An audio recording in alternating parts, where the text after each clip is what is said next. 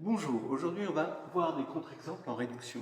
On peut nous demander des questions du style donnez-nous un exemple de matrice qui possède telle ou telle propriété sans qu'elle possède telle et telle propriété, par exemple diagonalisable, voilà, ou est-ce qu'elle est trigonalisable, non diagonalisable, etc., etc.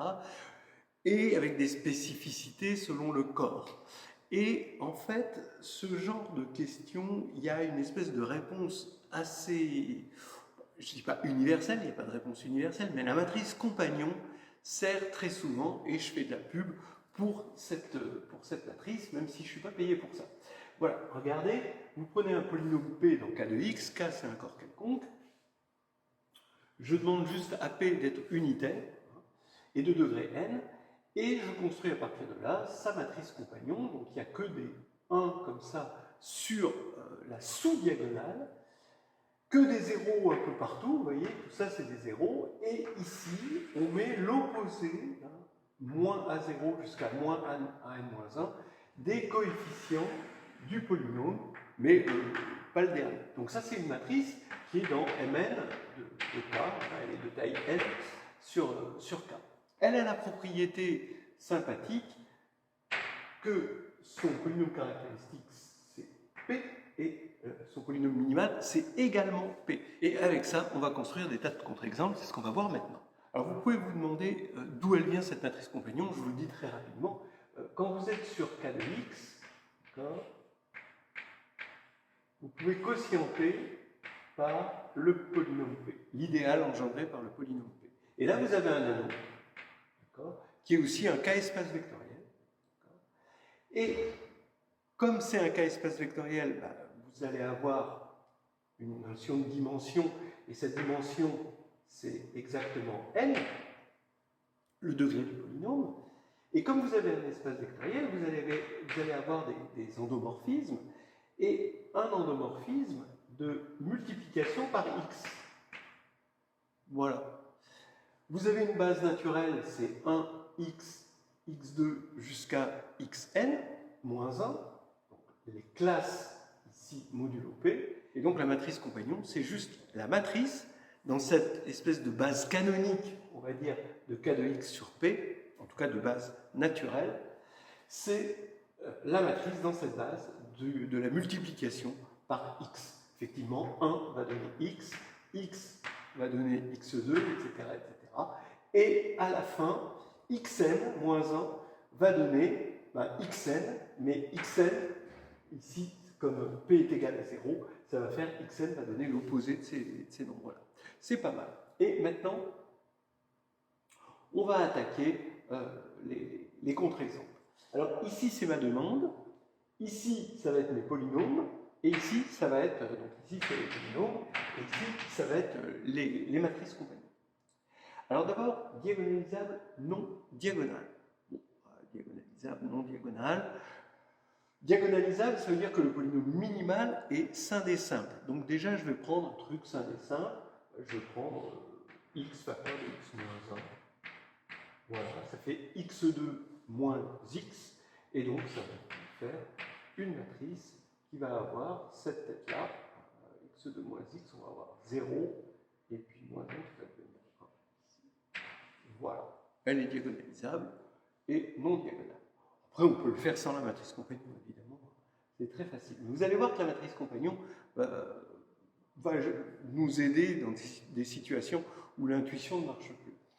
Diagonalisable sur C, mais pas sur R. Bon, ben oui, ça veut dire qu'il faut trouver un polynôme qui est scindé simple sur C, mais qui n'est pas scindé simple sur R. Donc, on va prendre évidemment x2 plus 1, ce qui va nous donner, en reprenant ça, 0, 1, moins 1, 0. On reconnaît la matrice qui représente le nombre complexe I. C'est la représentation réelle de I. Bien. Diagonalisable sur R, mais pas sur Q. Si c'est diagonalisable sur R, mais pas sur Q, ça veut dire que le polynôme qu'on cherche est un polynôme qui est scindé sur R, d'accord, parce que c'est diagonalisable, c'est un polynôme minimal, mais pas sur Q. Donc, on attaque x2 moins 2. Donc, on va avoir cette matrice si je dois respecter ça.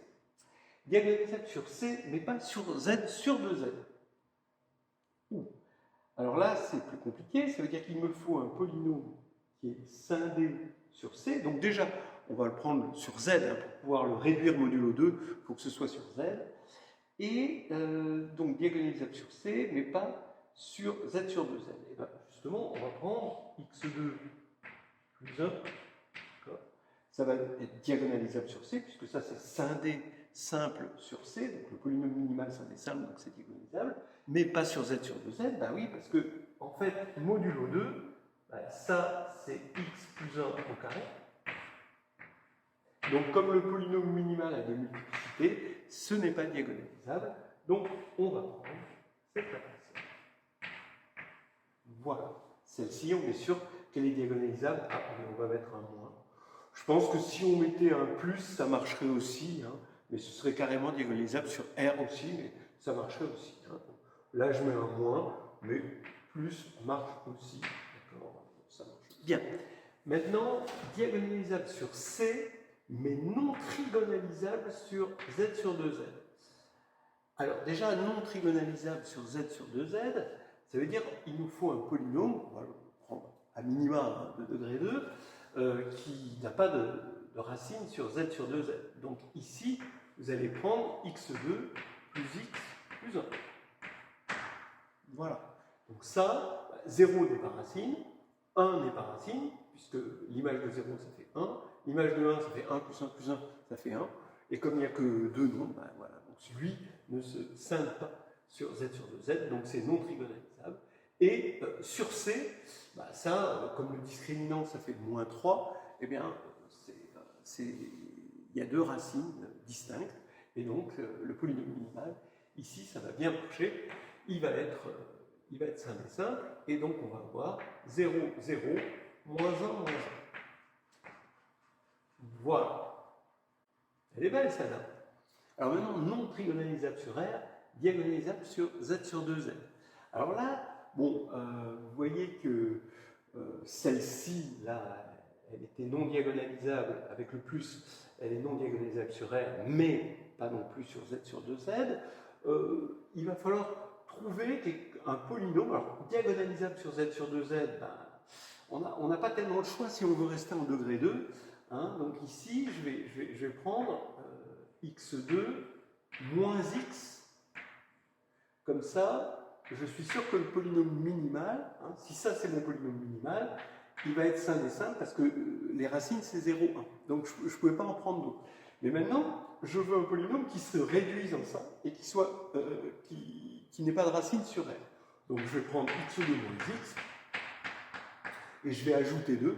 Comme ça, le discriminant il est négatif. Et donc ici, comme ça, modulo 2, hein, je vais avoir x2 moins x, c'est bon. Et donc, je vais avoir ceci, hop, le voici, il est bon. Voilà. Voilà, la matrice compagnon n'est pas au programme, évidemment, mais l'avoir en tête, c'est quand même une bonne chose pour les contre-exemples. Nilpotente non nulle, eh ben, nilpotente non nulle, ben, je vais prendre x2, hein, comme ça, si le polynôme caractéristique et le polynôme minimal c'est x2, ben, c'est bon, ça va être nilpotent et non nul, parce que le polynôme minimal c'est pas x. Donc ici, je vais avoir ça, voilà, comme ça, si je dois respecter ça. Trigonalisable, non diagonalisable, et bien encore une fois, trigonalisable, non diagonalisable, je prends x2, et ça c'est trigonalisable, et c'est non diagonalisable, puisque le polynôme minimal, il a une multiplicité.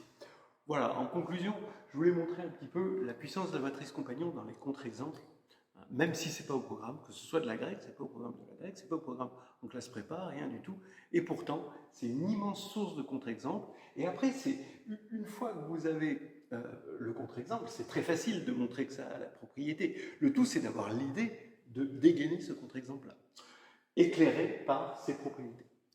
Voilà, c'est terminé.